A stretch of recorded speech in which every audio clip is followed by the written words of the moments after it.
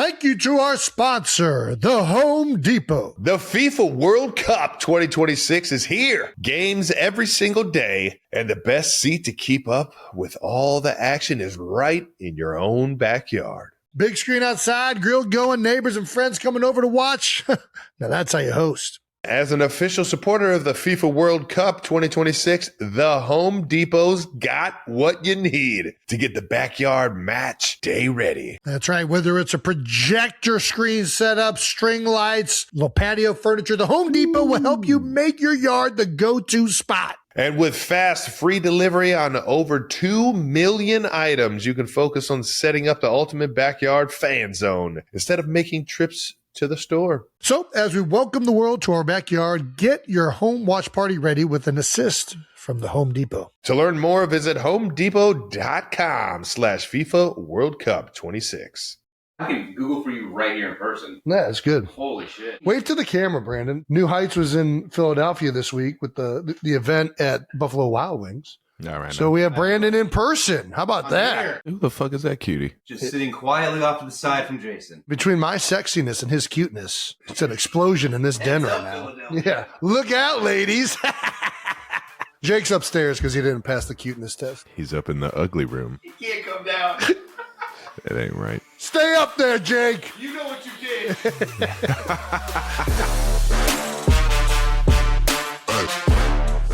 Welcome back to New Heights, presented by Wave Sports and Entertainment. We are your hosts. I'm Travis Kelce. This is my big brother, Jason Kelce. New Heights episodes drop every Wednesday during the NFL season. So subscribe on YouTube and wherever you get your podcasts, and follow the show on all social media at New Heights Show with 1S. And check out our official fan club at newheightsshow.com. Join the club, boys and girls. Come on in. Percentage for life. It's Jason, warm in here. Let the people know what we got coming up. We got a great episode for you guys right now. Right. Of course, we're going to recap the Eagles-Chiefs game from this past week, a.k.a. the Kelce Family Reunion Game. We're also going to take a look at the biggest storylines coming from Week 11 and power rank some of the Thanksgiving sides in honor of this week's holiday, which is up there with the best of them. I don't know that there's – man, I feel like the holidays where you get to eat are usually the best. Yeah. Right? I think. mean, outside of Christmas, where you literally just give gifts to each other, and there's usually eating involved there too. Like, I think it's Thanksgiving and 4th of July. Am I missing one here? I mean, 4th of July is a good one, man. I think that's probably my favorite one. 4th of July is good. Well, you get to eat and you get to celebrate being an American. It's just, I don't even know what you just asked me. Yeah, I don't really know if I even asked anything, to be honest with you. I just was saying that I like holidays that you get to eat at. You couldn't tell. How is it playing on Thanksgiving? Because you've actually played on Thanksgiving, right? You haven't played on Thanksgiving? Mm-mm. I don't think the Chiefs I think we've have done ever it twice. thought about I think we played against playing on Dallas Thanksgiving. once and against Detroit once, if I'm not mistaken. I'd have to go back and look, but I know we've definitely done it. It sucks. You don't get to eat food with your family. I don't remember ever really having Thanksgiving like we did when we were kids, because every single Thanksgiving we have practice in the morning. Well, we also early on we would go play football if we didn't have practice. We would go play football outside. A few of the times in Cleveland it was snowing already during Thanksgiving, so that's one of the things I vividly remember. High school football was always over. High school was. I'm talking about when we're young, just pick up football. Yeah. I'm just talking about we would go to like a park. Yeah, we go to Fairfax Elementary. Fairfax, yeah. Yeah. And I just remember there was snow on the ground, and you could tackle, and it felt a lot better. You would pray for a snow day. I think one year we went to Canterbury, which was a change up. We usually didn't go to Canterbury, but we ended up there. Oh, I remember that one. I guess that is the one leg up Thanksgiving does have on 4th of July is you get to not only get to eat and drink, but you get to watch football. Yeah, which is that is usually a pretty nice deal. Yeah, I wonder what are the holiday games this week? Well, it's always Detroit and Dallas every year, right? And then I think San Fran plays somebody. Thursday, we got Lions, Packers, Cowboys, Commanders, and 49ers, Seahawks. That'll be a fun few division games, yeah. Be some good games. Well, good luck to them. I'll be feasting on KFC because KFC, I won't have anybody here. You don't have anybody in there? Cooking turkey? No, What's Kumar doing?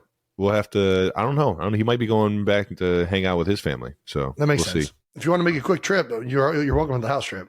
Thanks, man. We'll have plenty of food. Thanks. It's exactly what I wanted to do this week. Did you have a bye week for one of the Thanksgivings? Yeah, one year, a few years, and you came a few years to the house, didn't you? Yeah, that's right. I remember that now. Heck yeah! So you got to witness Kylie's green bean casserole. All right now, smacking all that shit, cleaning the plate. We're sidetracking quite a bit. All right. Sorry, I got excited about Thanksgiving. All right, and before we get to all this stuff, we got to get to a little bit of that new news. Hey, New Heights won an award. That's right. New Heights just won Best Sports Podcast in 2023. According to who? Adweek Audio Awards. So, that sounds official. Yeah. Thanks, Adweek Audio Awards. Yeah, we appreciate it. And this only is possible because of the 92%ers. So thank you guys for everything that you guys do, tuning into this nonsense every single week. Yeah, it's pretty cool to get accolades like that. I mean, I don't know why you guys find this show so entertaining. Yeah. But we sure have fun doing it. Yeah. More, I guess, what is this? Publicity news and more news. Ratings. The Kelce duet reached #1 on iTunes. That's right. Fairytale of Philadelphia. Our song from the new Christmas album debuted at #1 on the iTunes chart. That's right. We are officially rock stars. Like we talked about last week, we asked to keep the comments on the YouTube video so we could see what you guys are saying. And you guys did not disappoint. A few highlights from the comment section. Jessica J. Cox, 9443. I know Travis was expecting a roasting in the comments, but trust me when I say this is anything but buns. Ooh. Merry early Christmas to us. Okay, Jessica. Well, thank you for that. Those aren't the ones I want to hear, though. Give me the good stuff. Okay, well, let's see if you like this one more. Okay, from @Goddess of Fairies. The rasp, grit, and growls add such a beautiful texture to Jason's voice. Travis is giving Disney Prince vibes. I saw that comment quite a bit. Somebody's been taking singing lessons. You guys both sound great. Multi-talented. Okay, hashtag Thank you, multi-talented. Goddess Fairies. Thank you, Goddess. Disney Prince? What Disney Prince are you going to be? I don't know. The only one that I know is Beauty and the Beast. So you're going to be Beast? Oh, no. I think they were just going for like a Disney singer, right? Like that's what it really is. I think like an actual Prince. I don't know any Prince that sings though. Yeah, I mean, I think they all sing, but I'm not going to lie. The princesses are definitely the ones that steal the shows. It's hard to remember the Prince ones. I can't remember a single. You got Prince. Beast. I mean, I've seen all these movies recently. I'm trying to remember what the guy's name is in Little Mermaid, and I am blanking. I got nothing for thank you, Brandon. Brandon's got the. There's a guy named Eric in Little Mermaid. He's the prince.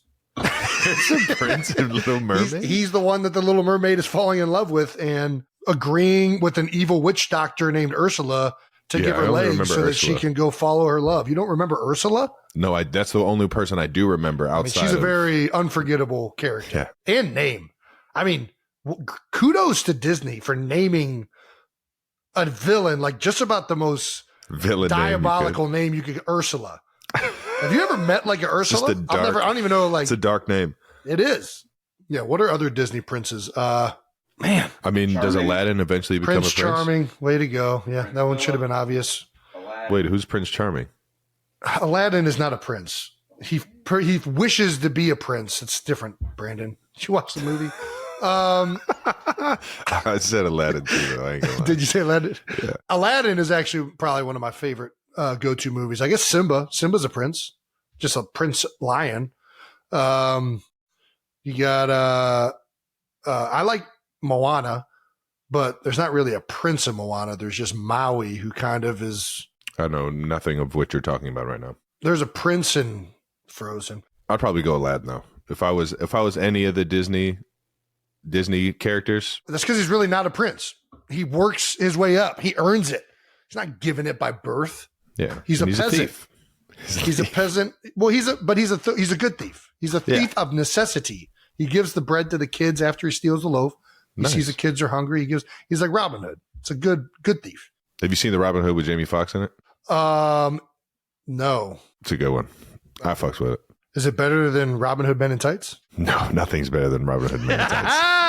That's the best Robin Hood. Ain't no Dude, ever. We're men. We're men. Manly men. Big Chuck and Little John.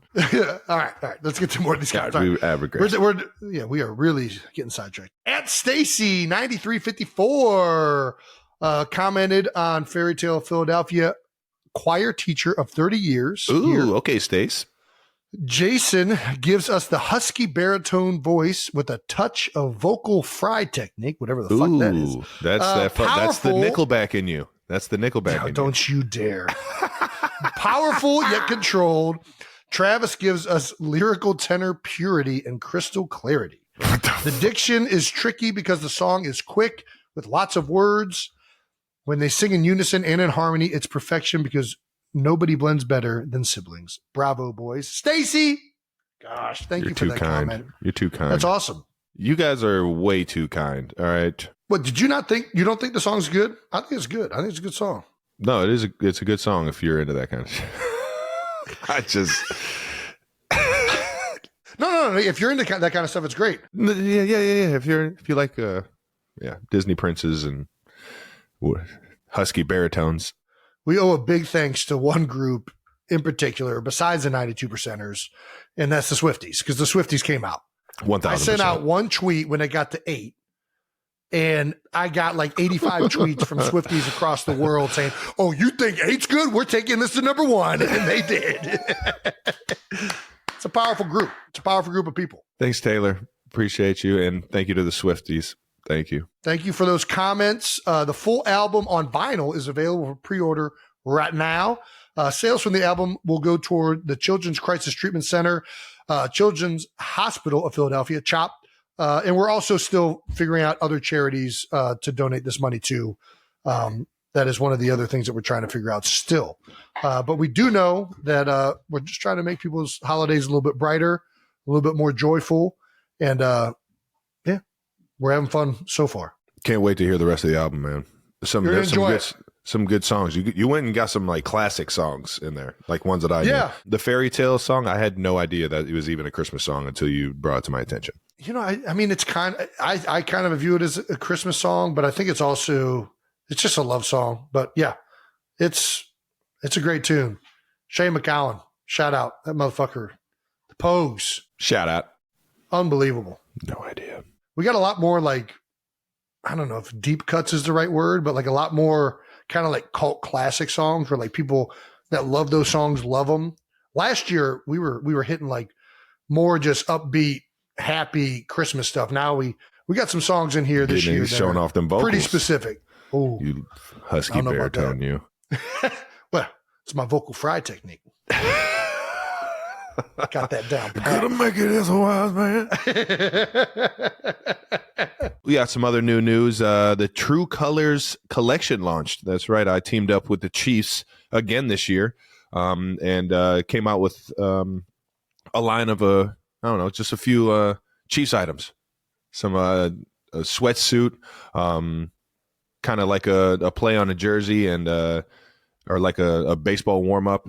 And then like a polo. They're pretty sweet. So you guys, that's dope. Yeah, you guys can go and check it out at trukolors.com. And I believe they're being sold in the team store as well in Kansas City. Yeah, I'm not just saying this. I was actually just talking to Travis about this before the show. I was a big fan when you guys partnered with the Chiefs last year with the products that came out of it, the hoodie and the crew neck. Two of my favorite pieces, although they are Chiefs, so I don't wear them out as much, but they're comfy and the materials are great. I think excited to see what you guys got rolling this year. Yeah, it's awesome. They do it right. The Chiefs do it right, and I appreciate them for letting me team up with them again because it's always awesome seeing people wear kind of the creations that you come up with. It's fun. That's why I started Tru Kolors, because I have fun doing it. Well, speaking of creations that you come up with, let's talk about this Wall Street Journal magazine cover. You made more headlines this week when you did an interview with the Wall Street Journal magazine, and you're the December/January cover star. All right now. I got to say, big fan of that jacket. Dude, that jacket is so. I wanted to just walk out of there in that jacket. It was hot as fuck that day, so I wasn't going to wear it out. But Did you ever see yourself getting on the Wall Street Journal? no, Why not? I just feel like it's. Gosh, I don't know. I've always looked at the Wall Street Journal like it's like not sports at all. Yeah. You know, Or so I just entertainment, never really. Like Wall Street Journal is pretty much, hey, about business. It's business world, yeah. Yeah. Which is cool. It is. As I've been getting more and more ingrained in the business world, getting into investments and teaming up with different companies. It's been cool, and they did an awesome job with the article. I thought it was cool how they showcased just my love for not only Kansas City, but my love for the people that I have around me, and yeah, it was awesome. Well, what's the bigger honor? Don't lie. Wall Street Journal magazine cover or Sexiest Man Alive finalist? Wall Street Journal. You're a finalist. Yeah, I'm not on the cover. You're on the cover. You almost made it though. It was close. It was close. I mean, just couldn't beat out pretty much anybody. So the topic of retirement also came up in this article. So the only thing that I've really never been open about is the discomfort, the pain, the lingering injuries, the 10 surgeries I've had that I still feel every single surgery to this day, more than anyone could ever imagine. Yeah. Listen, this is my game. Don't go stealing my strategy. I am the one who threatens retirement and talk about retirement all the time. That's not your game. Don't steal my move. I can't. So I just gotta shut up and just keep going. Yeah. I don't know. Yeah. What caused you to, I guess, you really haven't talked about it before. This is kind of the first time you've really been, vocal about, I guess, some of the things that make it hard to play into your 30s, mid 30s. Yeah. And feeling it now more than ever. That's the way it goes. And I mean, it is what it is, man. The surgeries, they take a toll, man. They take a toll. They do. I was fortunate. Unfortunate I got the knee surgery, but once I got back out on the field, I've been fortunate. I haven't had too many problems with that situation since then. Yeah. I mean, I would say successful surgery. 1,000%. I mean, you played how many consecutive snaps for a while? Like, I know you missed a game earlier this year, but like outside of that, yeah, so it worked. You've been available. Yeah. I don't know. I think, yeah, it's, every one of them linger though. And it is what it is. What bothers you the most? Man, I don't even know if I want to tell. I want to give this to defenses. You don't want to give it to defenses? Yeah. I'll tell you straight up. I don't care. I mean, it's my hips. If I can get my hips warmed up, I feel like everything else kind of just falls into place. My ankles kind of hurt. My knees hurt. But I feel like if I activate the hips, if I get the glutes turned on, adductors turned on, hip flexors turned on, I'll figure it out. Well, yeah. I mean, core. If you activate the core, everything else kind of falls into place. Yeah, wall drills. I'm with that. It's psycho. Fire them glutes. All righty. Let's talk about maybe the biggest news from this past week besides the Kelce Family Reunion Game, and that's the Travis Kelce tweets circa 2009 to 2011. Trav, man. Everybody's a big fan of college Travis Twitter. Fuck. What's hilarious is that nobody followed me back then. And I followed you. No, you didn't. Back then I did, when I actually followed people. There's no way you ever commented or you never tweeted at me or respond or like replied to a tweet. You never liked a tweet. Yeah. So you didn't follow me. But I will say that I've been trying to get all those tweets deleted. Like I've been trying, like since I've gotten to the league, I'm like, gosh, I want all those things to get deleted. And sure enough, it came surface level and everybody fucking dove into 2011.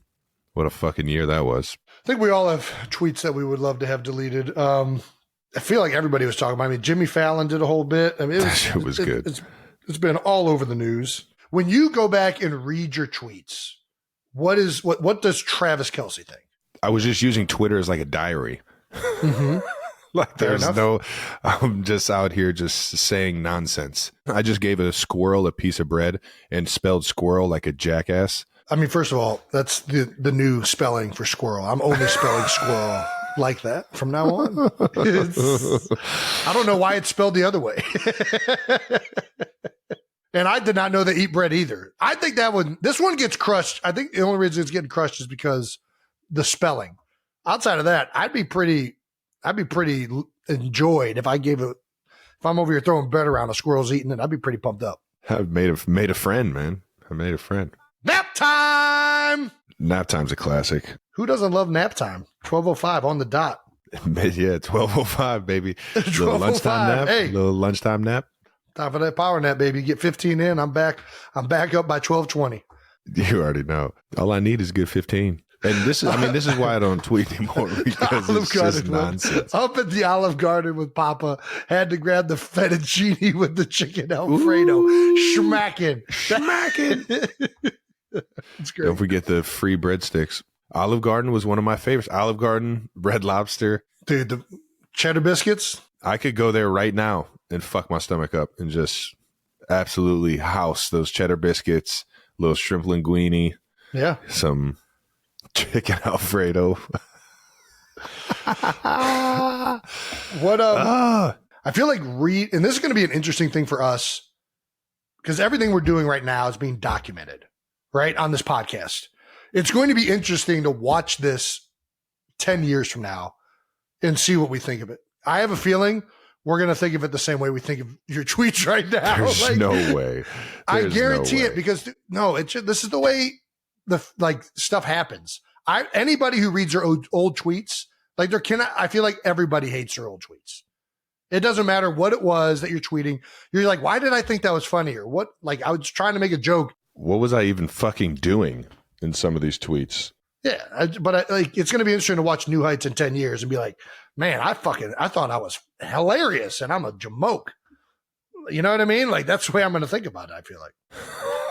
I don't know. The funniest one is this fucking teacher one, man. Which one? This teacher tried to call on me in class. I wasn't paying attention. Well, I was, and I didn't fold under pressure. Dub. I mean, it's a dub. That's a big dub. You called the teacher out. Bow. I don't remember this at all. Well, it happened. Yeah.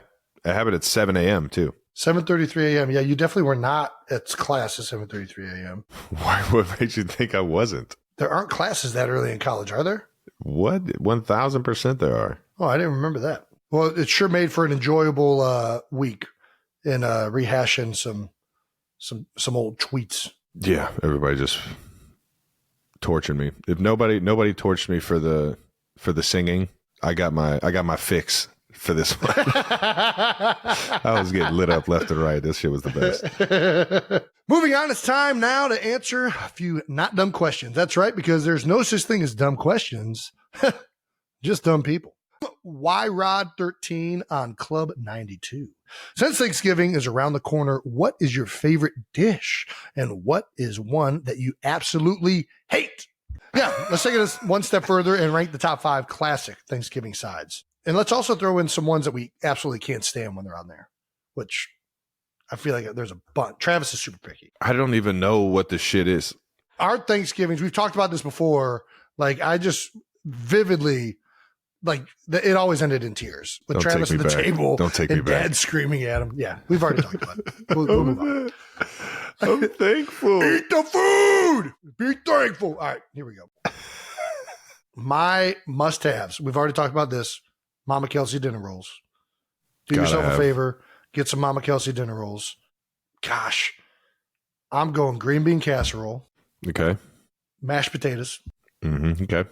Corn. Not candy corn. Corn. And then there has to be some type of meat. I know everybody says turkey. I think turkey it has to kind of be there. But if I'm not lying, we were always a big pork chop family growing up. And I think pork chops taste better than turkey, if I'm being honest. So yeah, I'm going ham. I'm going honey baked ham. Honey baked ham. God damn it, we had that too. Fuck. Honey baked ham. I should have chose that. Can I change the my? Is it too pineapple. late to change? Too late. Can I change? You already said fucking whatever Pork you just chop? said. Yeah. All right, you got me there. Honey baked ham for sure. The pork chops were solid though. They were. Yeah, Mom did a good job with those. I'm going ham first. Got to have honey baked ham, that sugar crust, maybe throw some pineapples in there. That was a huge miss by me. We've already been over it. Good job. You nailed it. It's the best. What else? Dinner rolls. Mama Kelce's dinner rolls always on there. Mac and cheese. Gotta have some mac and cheese. Yeah. I mean, it's got to have mac and cheese. I respect it. This is where it gets tricky for me. Those are like the only three that are really that important. Everything else is just like whatever. Whatever else you want to put on the table, as long as those three are there. Get some outside of Mama Kelce's dinner rolls. Get some Hawaiian rolls in there. Well, that's almost like a necessity with the honey baked ham. 100%. I guess probably our biggest Thanksgiving staple that we absolutely hate growing up, I think we would both absolutely say turkey. I mean, we talked about this last year. I'm out on stuffing. I'm out on I like casseroles. Stuffing. Really. Yeah, I'm not with you on any of this. You know what I do like is yams, candy yams. Those are fucking. I mean, you can crack it. Turkey, and we never had the cranberry sauce with the turkey. For some reason, we didn't do that when we did do it. It's a game changer. I mean, you basically just coat it in sugar. Shocker. It ends up being delicious. I'm out on cranberry sauce. The other big thing is that we always put it in the oven. Dude, I think I got a deep fry one this year. Have you ever deep fried one? Look at me. No. Okay. I don't know what I've never even cooked. I've never cooked a turkey ever in my life. I mean, I smoked one year. It was really good too. So a little spatchcock. The first deep fried turkey we ever had was over at the Woodworth's house when we went over there for Thanksgiving. And I just remember how incredibly juicy and delicious it was. So I think I'm going to try and deep fry it and not burn my house down. But it's just everything tastes better deep fried, right? I mean, yeah. Can't go wrong with that one. Yeah. Yeah, that's all I got for you, man. I was if it's, I mean, ham, mac and cheese, and rolls, that's all I got. I think pumpkin pie is pretty overrated. I'm going to get crushed for it, but I would much rather have pecan pie. I'm not big on pie anyways. I'm not a pie guy. I'm with you there. Apple pie, I'm not going to lie. Great movie, average dessert. So average. Like the most overrated dessert in the history. Like, the only reason I like apple pie is because usually people put a scoop of ice cream with it. Ooh. Outside of that, I want nothing to do with the apple pie. It's usually just it doesn't do anything. Pecan pie, though, I'll get down with some pecan pie. Are you, you're not an apple guy, though? Like, you don't like apple juice or eat apples? I love eating apples standard. A little Honey Crisp. I like eating apples. I don't like apple juice. I don't like, applesauce can be pretty good, too. That's one of the good things about having kids. You get reintroduced to applesauce. Haven't had applesauce in a minute. And all of a sudden, I'm not fucking touching applesauce, dude. Yeah, you'll find out. Of all the New Heights guests, apart from Ed, Donna, and Kylie, the family staples, who is a must to invite to Thanksgiving of all of our guests that we've had on the show? Ooh, fucking everybody. I don't. Yeah, literally, you can't go anybody wrong. on here is like, yeah, that's why we asked them to come on the shows, because we know we're going to have a good time talking to you. I think outside of our teammates and coaches, because I feel like whenever you're on a team with somebody, you kind of become like family. Mm-hmm. And for those of you that don't know, I guess that's another way to bring Thanksgiving into football. It's very common in football to have Thanksgiving with your teammates and your families, especially in college when you're away from your family. Yeah. A lot of times you partner up with guys that are local and you do Thanksgiving at their house. So I don't know, for the last, I don't know how many years, like 20 since you've been in college, we've been doing Thanksgiving a lot of the time with our teammates. So I think that's a unique thing that maybe not a lot of people know. We had our Friendsgiving last week or on Saturday. Nice. Good. Yeah, it was awesome. All right. But if I'm going outside of teammates and coaches, I mean, number one, I don't even know if this is debatable. Charles Barkley. Chuck. I mean, come on now. You already know it's going to be the best Thanksgiving you've ever had. Yeah, there's nothing that guy, there's no room that guy cannot entertain. Yeah. And he'll tell you when the food is ass. He'll tell you when it's the best. Yeah. He's going to be openly honest with a hint of humor. He's going to be thankful. Unless it's bad, then he's going to tell you. I think he's still going to be thankful, though. I can see it. Yeah, that's fair. Outside of Charles, I mean, after that Julian Edelman episode, I don't know that, dude, he was electric. I think that would be a great one. Maverick, for sure. Give me Rich Eisen, dude. I think that's a good one. I missed Rich when he came on the show, so I'm dying to be able to hang out with the big guy. So not only did we have Rich on the show at the Combine when I was there, and that was my first time really meeting him in person. Broadcast boot camp. I also went to LA and did his show out in LA. And I could have talked to that dude for 24 hours probably. Like it was, he's just got that type of personality. And that's the type of thing you want at Thanksgiving. Who's going to control the table and drive the conversation so that we're not just sitting here munching on some food? What's going to make this an entertaining, invigorating conversation? And I don't know that anybody on this list is going to do that more than Rich Eisen. So I think it's a good pick. A solid pick, a solid draft pick for the Thanksgiving of guests from the New Heights shows. So, yeah, I think that's a pretty good list. But as we said, we'll take any of them. Yeah, we'll take everybody. Come on through and be thankful. That was No Dumb Questions. All right, now. Let's get to some bold topics now. Moving on to wrap up our game from this past week, as well as what happened throughout the NFL in Week 11. Eagles Chiefs Kelce Family Reunion Game ends. Eagles 21, Chiefs 17 on Monday Night Football. Man, feels like just the defenses out here just have a clue this year, man. Yeah, man, it's kind of been the story of the league. It feels like for this season. Yeah, no, it's everywhere. It's everywhere, right? It's not just us, the Chiefs. We've struggled in the second half in a few different games. I don't think we've put up very many points in the second half, and it's been a focal point. We know this, and we have been definitely focusing on trying to be better and trying to put up points, especially to help our defense out because our defense is playing fucking fantastic. It's a weird season, seeing, I don't know, a lot of the big offenses in the league kind of get held to under 20 points or under 3 scores. Yeah. It's the defenses have been lights out, and it wasn't any different this past week. I mean, we knew coming in that Spags was doing some outstanding things as a defensive coordinator. That team plays together. Your team on defense plays together as a unit just about as good as anybody. I mean, it's impressive watching it when you're not playing in, and it's impressive being out there. And it also wasn't made easier being at Arrowhead. I mean, dude, that game was as well as anybody. rocking. Dude, Spags is going to mix up looks. He's going to give you everything he can to throw you off, either stemming the front, spiking guys, blitzing overload from the boundary, blitzing overload from the field, blitzing single backers, zero blitz, different formations. He's going to try and mix it up as much as possible. And when you're on the road and it's as loud as it is at Arrowhead, you forget how hard it is to communicate all that stuff. Communicate, yeah. On silent cadence, guards are looking back. You're trying to make sure everybody's on the same page. And I'm not going to lie, that threw us off big time in the first half. I mean, majorly. And that starts with me. You know, it's me and Jalen that control the communication of it. It's my job to make sure that everything is as clear as possible for all the guys I'm playing next to. Yeah. And we didn't do a good job of that in the first half at all. We did a much better job communicating in the second half. That was the main emphasis going into halftime was, dude, we got to get this cleaned up. Well, you guys did. You guys got it cleaned up. And for us, I mean, I kind of talked about the second half points and not being able to help our defense out. It's just obviously my turnovers are killing us. Penalties are absolutely killing us. I had one of both. I had a holding penalty and a drop and a fumble. It was it's just I'm not playing my best football right now, man, and it's pissing me off every fucking time I go out there. But as a unit, we're still together, and that's all that fucking matters. Nobody's pointing fingers. Nobody's, guys are getting fired up because guys want to be successful. I'm one of them. But we're still a tight knit group. You know what I mean?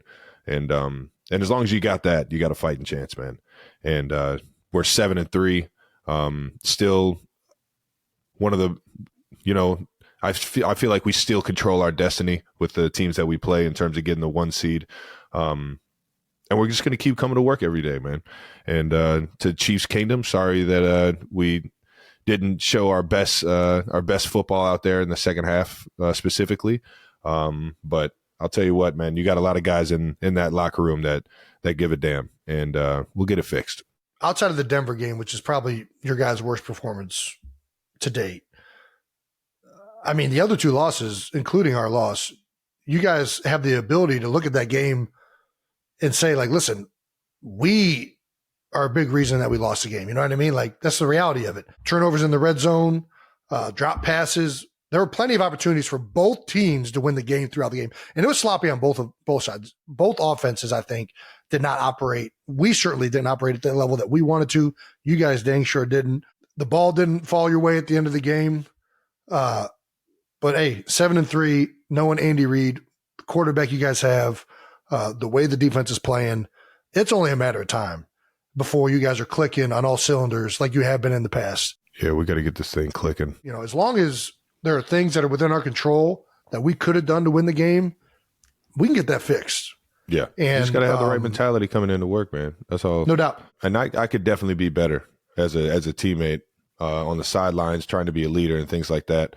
And also, you know, being accountable when my number's called. Yeah. Just got to be better, man. It's a frustrating game, but we did run the ball well in the first half. But really, the majority of the game, our running backs were getting downhill. Our O-line was playing great. And that's a hell of a defense to be able to run the ball on. I mean, you guys are the first defense that's done it, or the first offense that's done it. And it's things like that you could take away from the game and know, like, all right, this is what we're capable of doing, and you know, have some pride have some pride with that, and keep that train rolling, all while getting all the other things fixed and corrected, man. Well, let's start with the pregame. We had the pregame fits we got to talk about. Not right now. The Eagles tweeted a video of Jason here getting on the plane to KC, and it looks like one of the rookies got you right. What's your Popeyes order? So my Popeyes order, if I'm just standard going to Popeyes, is a 3-piece, dark meat only, red beans and rice. That's like my go-to.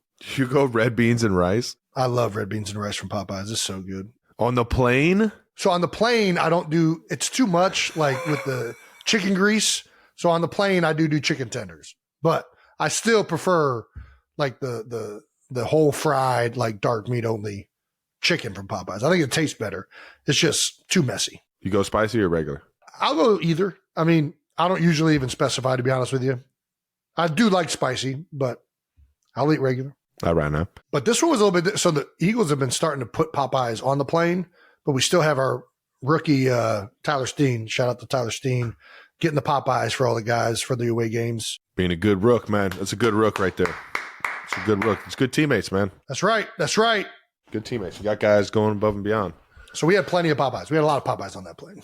All right, now I believe we go Chick-fil-A So Sunday was the travel day. Sunday. So we couldn't do Chick-fil-A. They still are being archaic.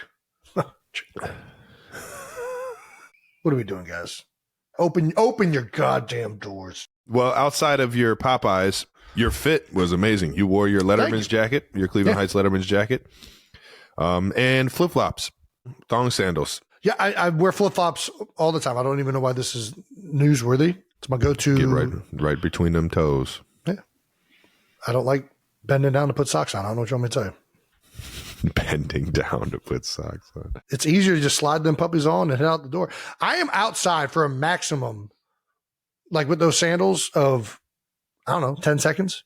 So like people are like, how could you survive out there in the cold? Lady, I was at a hotel. I walked into a bus. Like, do you think I'm like trekking through the city of Kansas City in flip-flops? No, if I was doing that, I wouldn't wear flip-flops. I just think it's ridiculous. So you didn't even pack a pair of shoes? No, I'm not packing. I pack light. I get toiletry bag. We talked about this. Some shorts to sleep in. This shit's hilarious, man. Dude's got a Letterman's jacket, sandals, and a Louis bag. This is good shit. I'm just surprised that Letterman jacket still fit. I mean, it's a good fit. Yeah, no, it's a sweet jacket, dude. It's nice and broken in. The H on there is fucking classic. I wish I would have got one of those when I was there. You opted for the class ring. Class ring. Had to choose in the Kelce household. Yeah, you don't get everything, but you do get chose something. some bling. I did. Shocker. Still got it too, baby. Do you? Still got it. Yeah, for sure. I'd love to see that. Ooh. What color is it? Gold? No, it is not gold. It's silver. It's a silver Heights class ring. That is one. I like gold so much more than silver or platinum or whatever. Like, yeah, I fucks with Super it Bowl all. rings. We need to go back to gold Super Bowl rings. I think it's just better. I think we had gold ones. You guys did? Mm-hmm. I'm jealous. Allison Ricard on Instagram commented on the photo of Jason wearing the jacket, and she said, "How on earth did Jason know where his high school Letterman jacket was and not his Super Bowl ring?" Well, I wear my Super Bowl ring places, and when I wear it places, I just kind of throw it in a glove compartment or drawer. Yeah, a sock. That he doesn't wear. Yep. He doesn't wear socks. But my he uses jacket is hung up I haven't worn it in a while, so I knew exactly where that sucker was. And it's probably lost right now because I probably just threw it on the floor, so it's somewhere around there. Yeah. Classic. Trav, you went with the Dallas Texans varsity jacket. Yeah. It was Letterman jacket day, man. Yeah. My guy, HC the Great, Harry Clark, had a themed game, knowing that it was a family reunion game. So everybody that showed up to the suite had a Letterman's jacket on, man. It was dope. I got a picture somewhere. We ended up taking pictures somewhere. I don't know how many Heights guys, and I was the only guy in the Heights. I thought when Harry told me that everybody's wearing Letterman's jackets, it was going to be like all Heights Letterman's jackets. There wasn't one Heights Letterman jacket. You're the only one that has it. That's why. Oh my gosh. Nobody else got a Letterman jacket. It's classy, dude. I wish I would have got one now. Fuck. But this this Dallas Texans, if for those of you that are wondering why I have the state of Texas on my shirt, on my jacket. A little history lesson here. Yeah, the Chiefs used to be in Dallas, and Lamar Hunt, the father of our current owner, Clark Hunt, is known for bringing football to Dallas. He tried to create an NFL team in Dallas, and the NFL said, we don't think football is going to work down there in Dallas. And he was like, I think it's going to work right here. So he created the Dallas Texans. And once they found out that what he created, not only that team, but he created the AFL, which was, I believe, probably rivaled the NFL a little bit, to the point where the NFL and AFL merged, and that's where you get the AFC and NFC conferences. But when the NFL came in and merged, they also said, yeah, we're gonna put a football team in Dallas. So Lamar took his talents to the Midwest and created the Kansas City Chiefs. Little history there for you. Nice little throwback, though. Yeah, but classic jacket. I think I got that from Barry Rubes, man. B. Rubes, how's he? Have you talked to him at all? I think my guy Rubes is my guy, man. We're both collectors, vintage collectors, man. And I've seen Rubes pop his head into the facility once or twice. Got to sign a jersey for him, man. One of my favorite dudes ever, man. Told him how much I loved him and appreciated him. Gosh, people don't realize how much you really create a family once you're in a building long enough, man. You know, there's a lot of different reasons why people in a building bring value to an organization. And obviously everybody's hired to do a job. But I think when you truly have good employees or good coaches or staff members, they're people that get the most out of other people. They're people that bring people together. Barry, by far,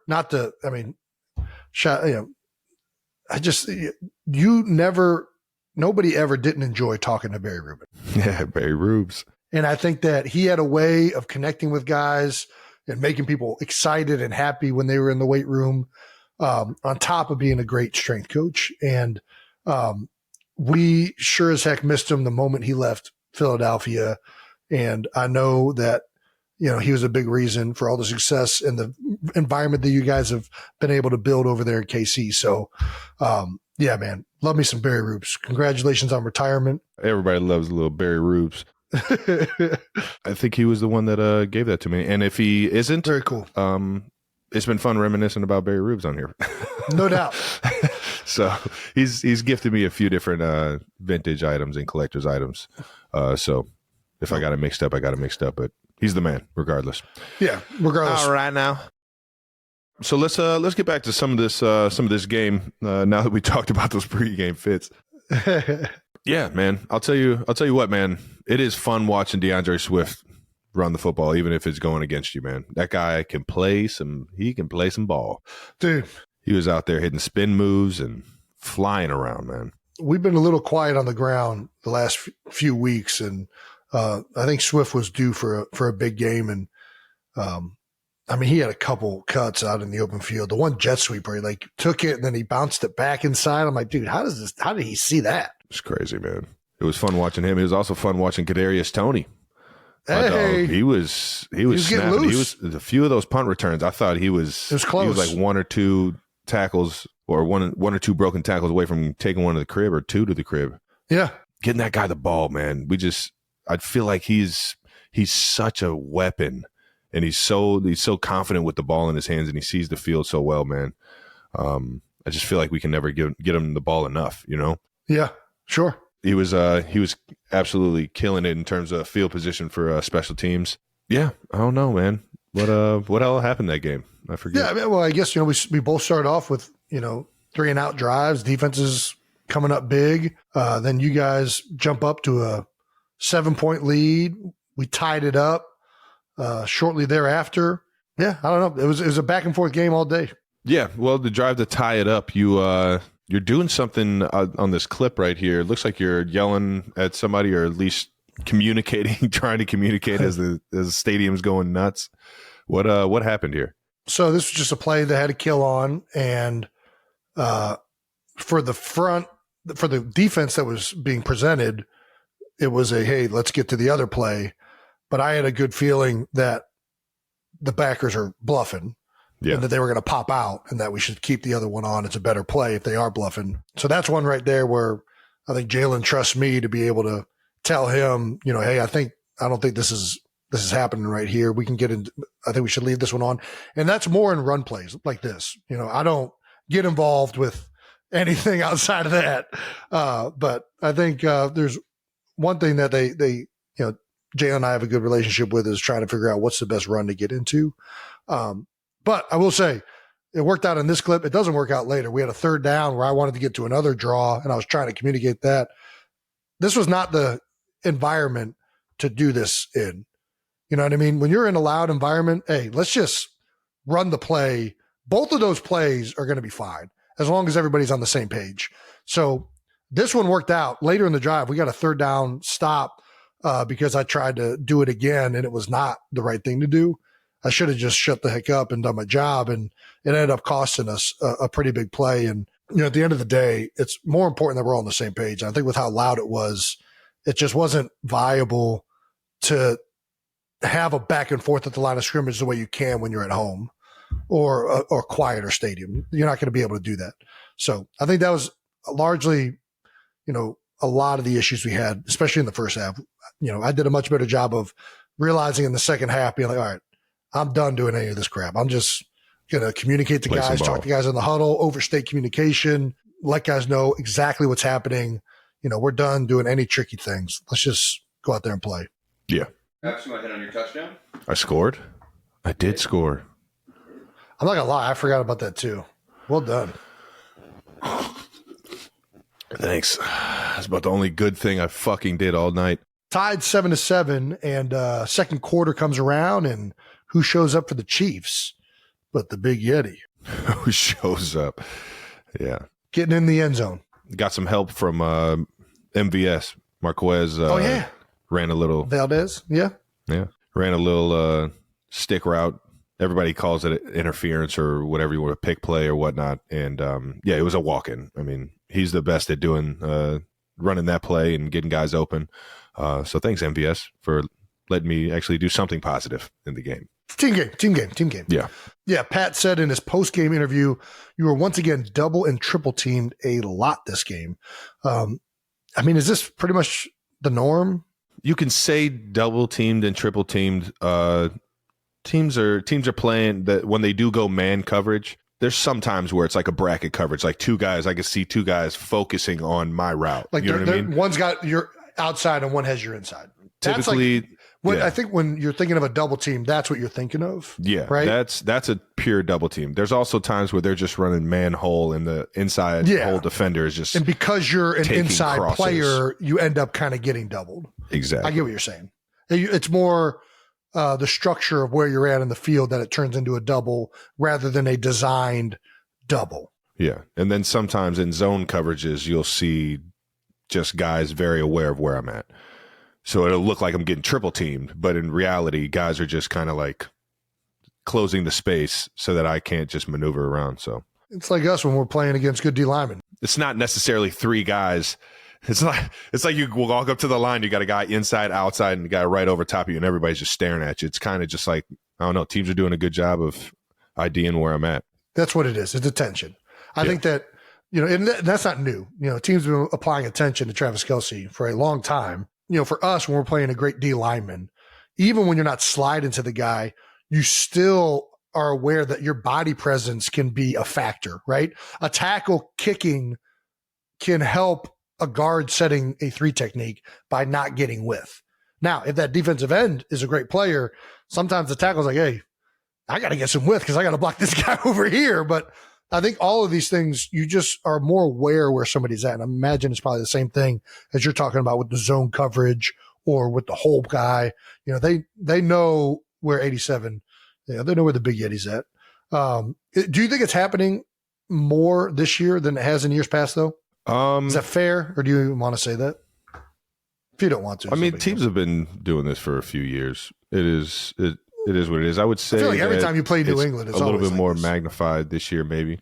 For other reasons, but for the most part, it was man to man with Byard, and Kevin was doing a great job, man. He was doing a great job. He's a hell of a player. Speaking of Byard, got his first pick as a Philadelphia Eagle, a huge interception down in the red zone. That was a big one for us, obviously. But we didn't capitalize on it. I mean, it kept points off the board, which is great. But we went right back, and I think we gave the ball right back with an interception. So kind of the day it was for both offenses a little bit. Chris Jones, I think that's the first sack it was a designed run, so it wasn't. I don't know if that's technically a sack. I don't know how that gets counted. Yeah, if you tackle the quarterback behind the line of scrimmage, I think it counts as a sack. Well, screw me then. Yeah, run a draw play. Chris got me. Beat me across my face. I tried to pin him and force the ball.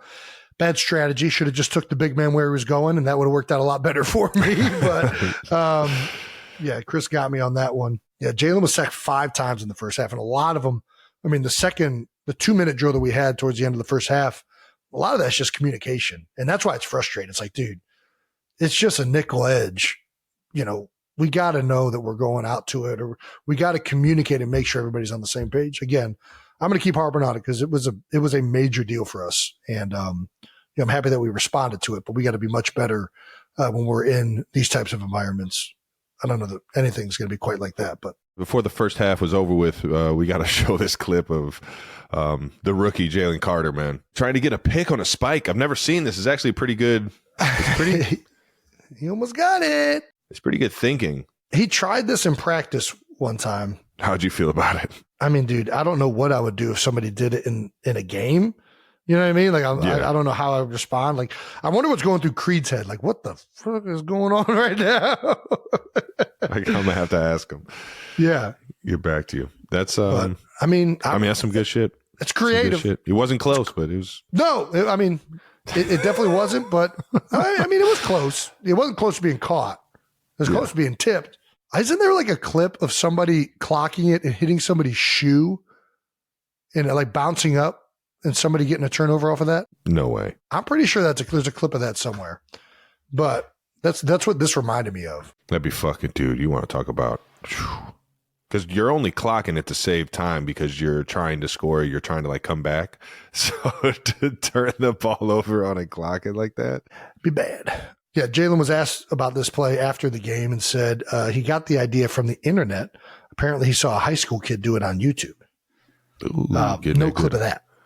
So I don't know where he got that video. But yeah, Eagles allowed 121 rushing yards in the first half, which I think is particularly notable. I don't think we were averaging, I'm pretty sure, less than 60 yards on the ground as a defense. We were the number 1 rushing defense in the NFL up until this game. Yeah, that was a challenge. The KC offensive line and Isaiah Pacheco answered the bell. I mean, I love watching him run. I'm not going to lie. I hated watching it this past Monday, but I mean, he just runs with such aggression and like assertiveness. You know what I mean? It's a fun to watch him play. Really fun to watch him play. And Pop he's a fucking just an awesome guy, man. Energy all the time. He runs like that in practice. when we're not actually, the offense is on the field, he's on the sidelines dancing, having a good time. Just the energy, just a giant ball of energy. The guy just fucking brings it, man. That was a challenge presented by the coaches to the offense to be able to get this run game going against, like you said, the best run defense in the league. And that was kind of our note at halftime too, is to keep that going, keep that thing going, and because it was keeping you guys off the field for the biggest part. Dude, I didn't realize how few possessions we had in the first half. I went back watching the tape on the plane with Cam Jurgens, and I'm like, dude, that first half ended so fast. We had the one drive and then a bunch of 3 and outs pretty much. Like it was, I don't know, maybe we got the ball 4 times.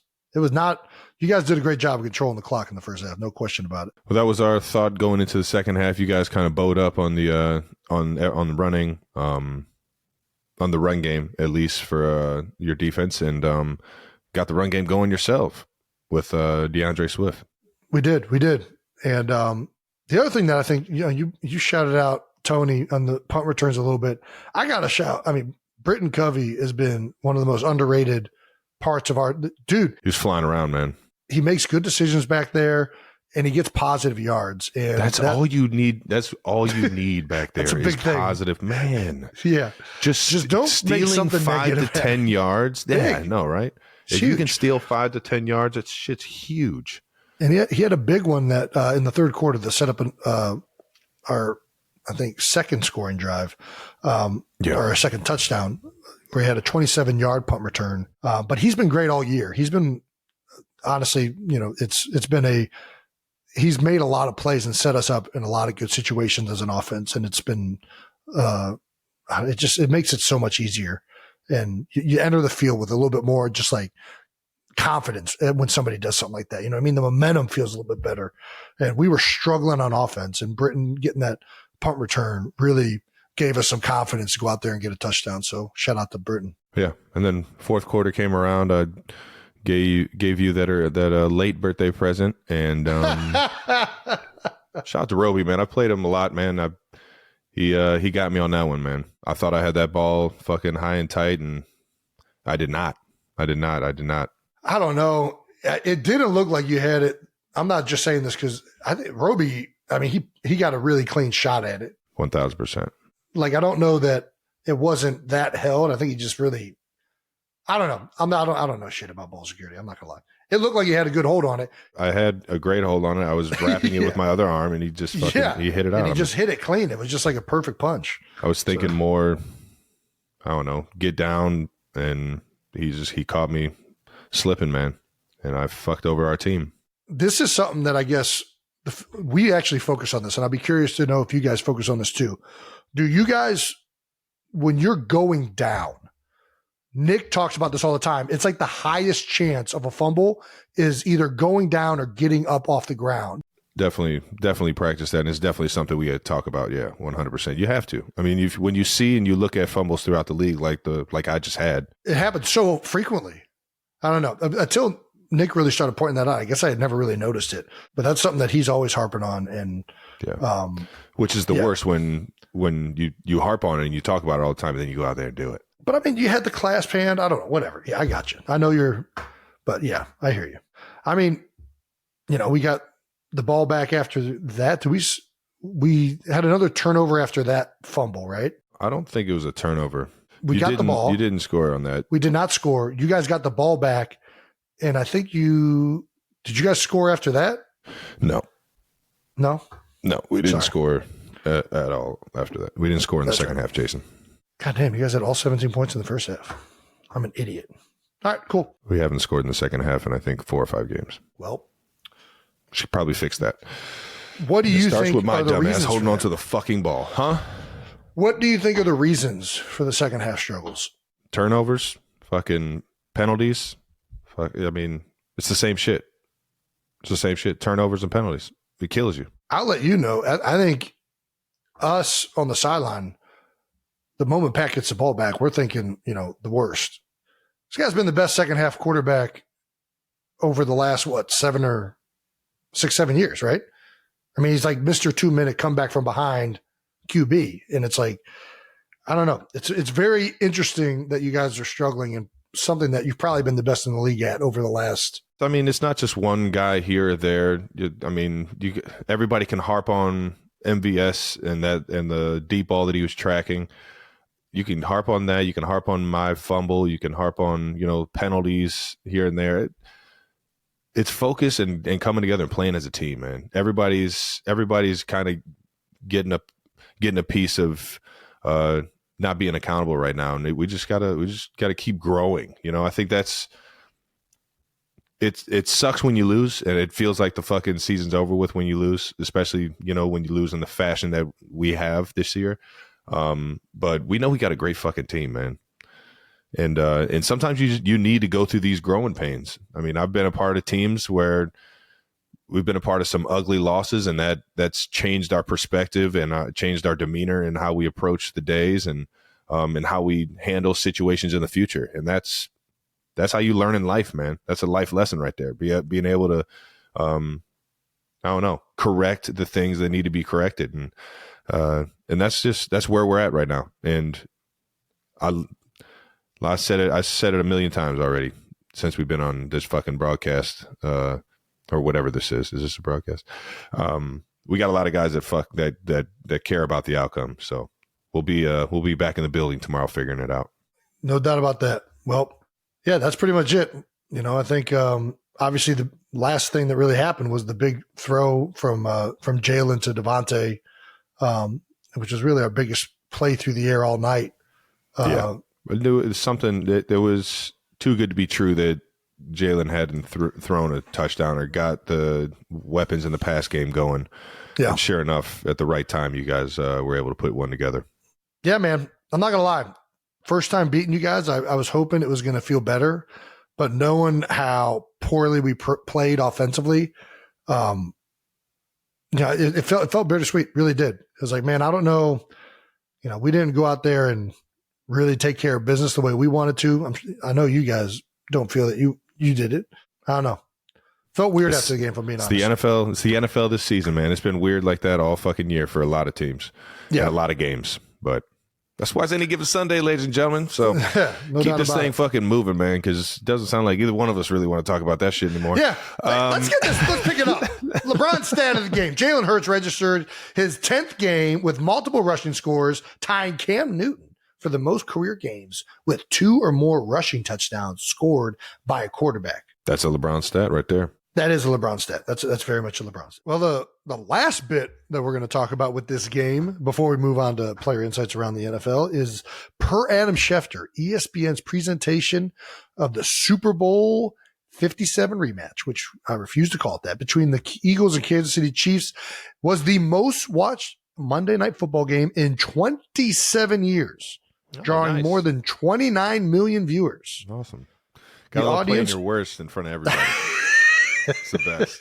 It's another Buns record. Travis Kelce, ladies and gentlemen. Just add it to the fucking Buns list. Stop. The audience of 29 million viewers, 21,000, is the television franchise's best since the Green Bay at Dallas game in 1996. When 31.5 million watched. The new mark spans more than 450 games in the entire ESPN era of Monday Night Football. Yeah, pretty cool. Yeah. I think that's pretty dope. All right now. It's cool. It's real cool.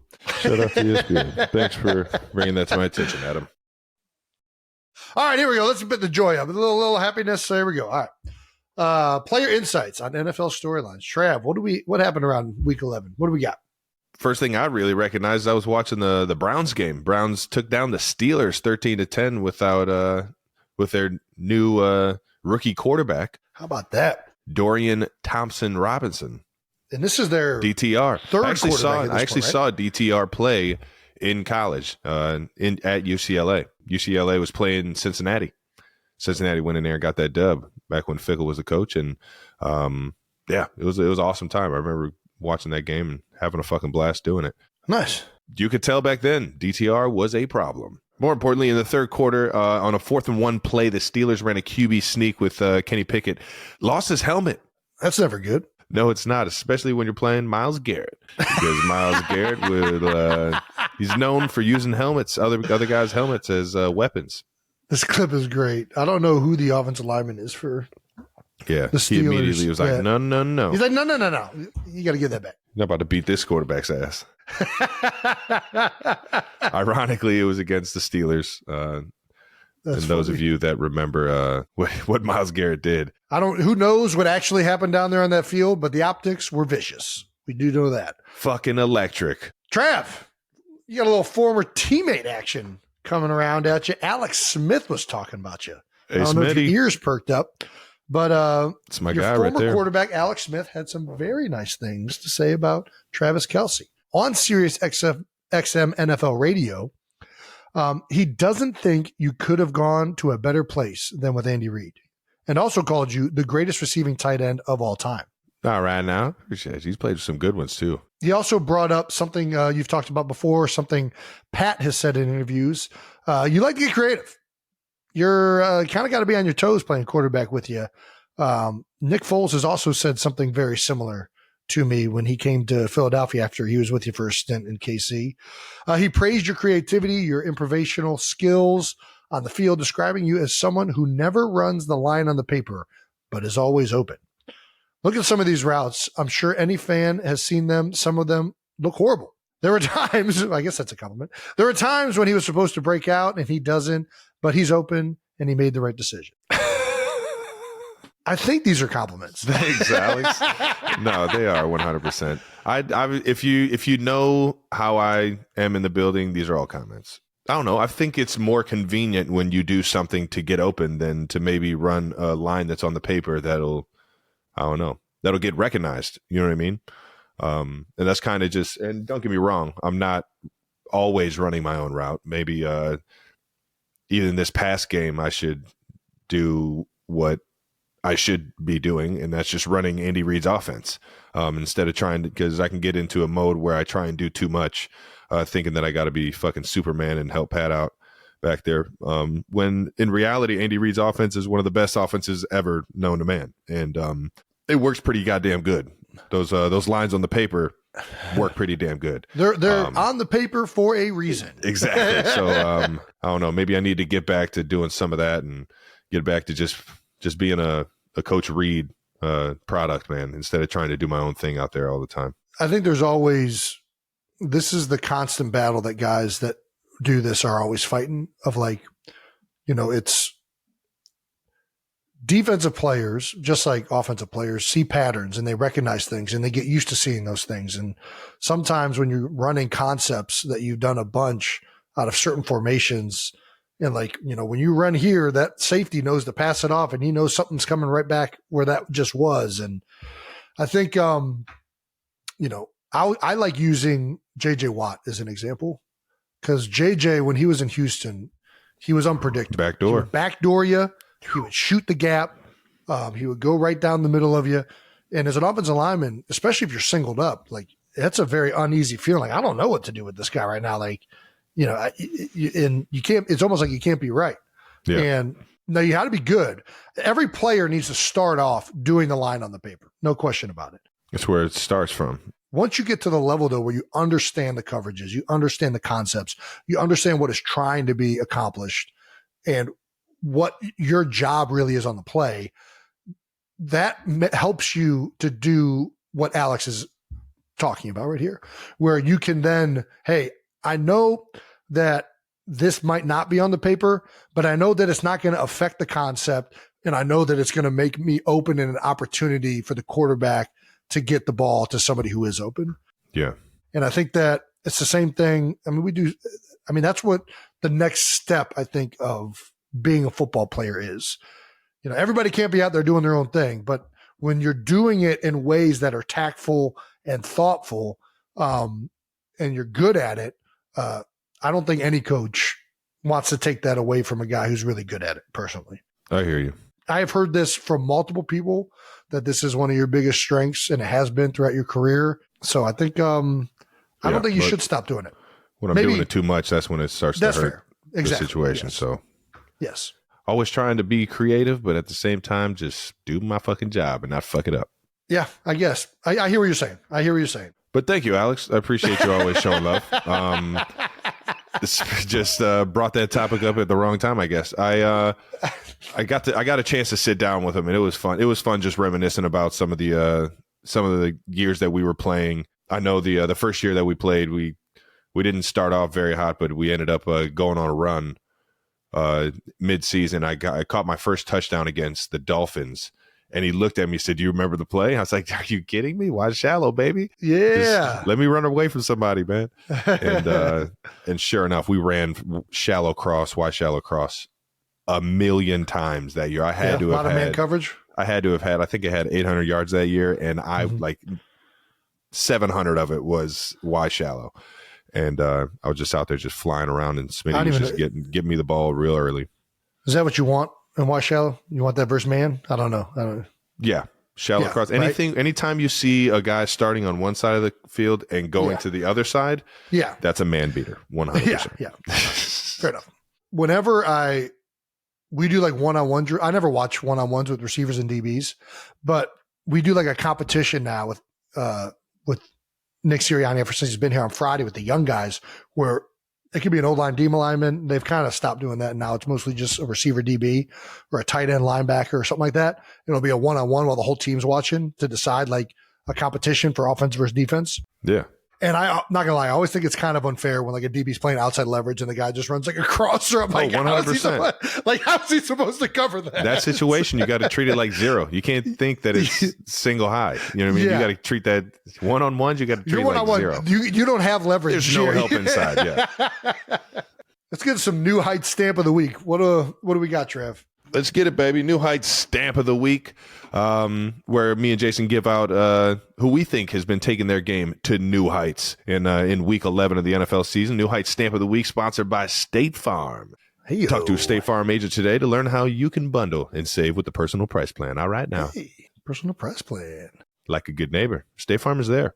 Who you going with? I'll jump it off, man. I'm going with that guy I was just talking about, DTR, man. Dorian Thompson-Robinson, Browns rookie quarterback, came in, big game. The guy was a little teary-eyed at the end of it, got his first NFL victory in his first start against the Pittsburgh Steelers, Browns Steelers. Heated rivalry since the beginning of time. And that had to be an amazing feeling for him, man. Coming in and led the Browns to a huge divisional win. Was his second career start. I take that back. In his first start, the Browns lost to the Ravens 28-3. God damn. But Coach Stefanski over there in Cleveland decided to give DTR another chance. And sure enough, with Deshaun being out for the rest of the season, game was tied 10-10 with 1:18 left to play, and DTR led the Browns on a game-winning drive, setting up the kicker, Dustin Hopkins, for a 34-yard field goal. Browns win 10-13. Yeah, so shout out to DTR for taking his game to new heights, baby. Stamp of the week. Jason, who you got? Hey, all right. I'm going to go with potentially the most stereotypical Italian in the NFL right now, and Giants rookie quarterback Tommy DeVito.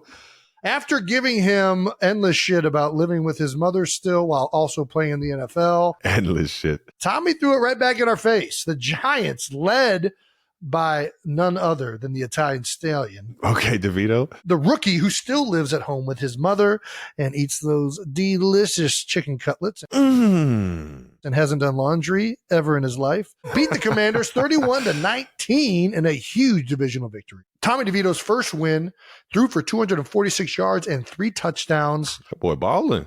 And he did so, in style with the Italian hand celebration. Can I get is there like a video of this guy talking? I want to know what this guy sounds like. I need a press conference of Tommy DeVito right now. You're going, Brandon? I need to see I need to hear it.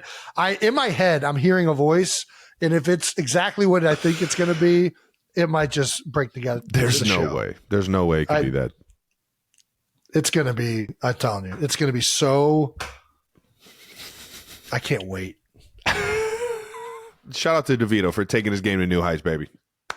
Happy as hell for you, man. Seriously. It's always awesome. Dude, whenever a guy comes up out of nowhere to lead a team to victory. Yeah, DTR. Rookie. DeVito. Yeah, man. You get fired up about this. All right, let's hear what this guy sounds like. That one interception stands out to me the most. Again, we're just trying to be a little too aggressive. Just had to see that guy get down to another option that I have. We had a good run play before that, so try to just keep staying in the positive and don't have any negative plays. Not what you thought. I've seen enough. I'm seeing enough. All right. Not as stereotypical as I was thinking in my head. I'm not going to lie. Much more polished than I was expecting. Good job, Tommy. All right. He's fucking killing it, man. Mrs. DeVito, I don't know what you're putting in them chicken cutlets, but you might want to keep it up because apparently it's working. All right now. But one thing that wasn't working at the Giants-Commanders game was the hot water. Ooh. Apparently FedEx Field, which almost took out Jalen Hurts last year in a game with an entire fan section collapsing into the tunnel. That shit's so fucking, it's so silly. Yeah, it's getting dangerous. They apparently were without hot water. We got to figure something out, Washington. Didn't have hot water for their showers. Have you ever not showered after a game? No. I feel like you're not going to admit this either way, but I've always showered after a game. I've always showered too. And honestly, even if there wasn't hot water, I've taken cold showers. I'm still going to get in the water. I'm just going to put some soap. Yeah. You know what I mean? Like, listen, it's not going to be fun. No, we're getting it done. I'm going to make sure I put that towel on extra quick because, cold shower, you got to cover that thing up quicker.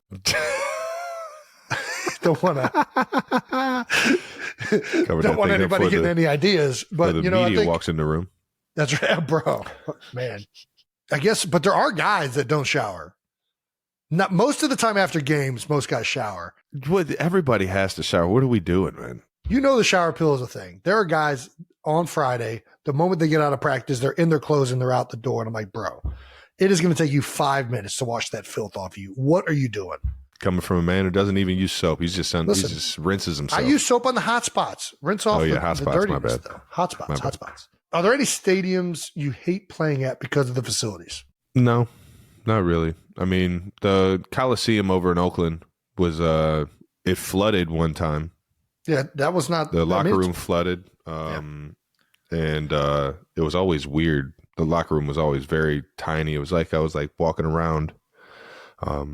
That's all. I mean, small locker rooms are the worst, but other than that, I really don't care. I'll play wherever. Yeah, I'm with you. The only thing I do hate, there's two things that I hate: small locker rooms and a small amount of stalls, because it is not ideal pregame. And you're trying to time up your pregame ritual, and there's only 2 freaking stalls in the bathroom for an away team. I get pissed off at that. You're sitting on a warm seat. I might, yeah, exactly. And it ain't got heated seating. It's just from a 300 pounder. There's a 3-man line to get into that thing. So all the other 3 guys that were just on that seat. Yeah, it's not ideal. Not ideal. The filth. The first thing I do when I get to an away team stadium is I go in and see how many stalls there are. If it's a small amount of stalls, I'm going to go in there and try and force the shit out because I got to try and get this over with. And I'm going to go take some Imodium so I don't have to deal with this nonsense.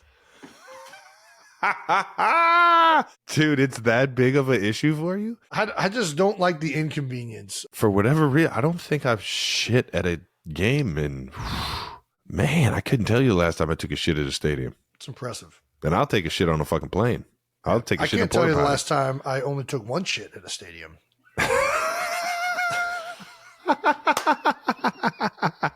That boy shitty. Yeah, I mean, it's all the older stadiums, let's be honest. I mean, the Coliseum, obviously really old. Those stadiums are awesome to play at for the historical the venue, yeah. No, yeah, awesome. like it's like, Lambeau's the Packers, got a little bit of that. Stadium, Lambeau is unbelievable. It's From so a facility standpoint, not the best, but you kind of are like, you know what? I'll take the trade-off in the facilities to be able to play in an iconic place like that. 100%. Now, FedEx Field, not that iconic. And I don't really like the facilities, so we can let's move on with this one. I think let's figure that thing there's out. A lot of talk of them figuring out the stadium and maybe moving into a newer place. I hope that happens sooner rather than later for those guys. Magic Johnson will get it right. He'll figure it out. Magic Johnson. Is he one of the owners? Yeah. All right, cool. We're done. So we're done? Yeah. Is that it? That's all it is. Brandon, are you positive? I'm pretty sure I'm positive. All right. Yeah. All right, that's it. That wraps it up for this episode of New Heights. Thanks for tuning in, 92%ers. Make sure you're subscribed to the New Heights channel so you know when all the new episodes are coming out. And make sure to check out our bonus video this Friday.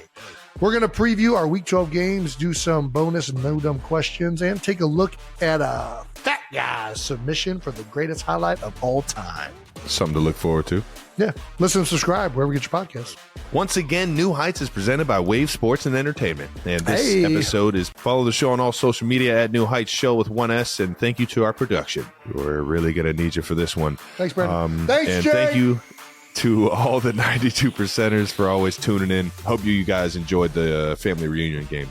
And get ready for the real Super Bowl rematch, baby. Oh, okay. I got to get me another taste of them birds. Got to get me another taste. Hey, I wouldn't turn it down. Peace.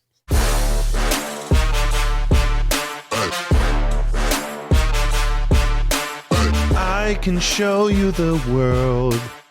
Rank the Disney princess right now. I do think Aladdin's the best. Kylie gets mad at how much I turn Aladdin on. I've turned our girls into like huge Aladdin fans. I'll sing Aladdin all the time just in my head. Arabian nights like Arabian days. More often than not, or hotter than hot, in a lot of good ways. Nice. I can't sing that one. The vocal fry technique doesn't work on that one. Nickelback one. You're hilarious for thinking that you don't sound like Nickelback.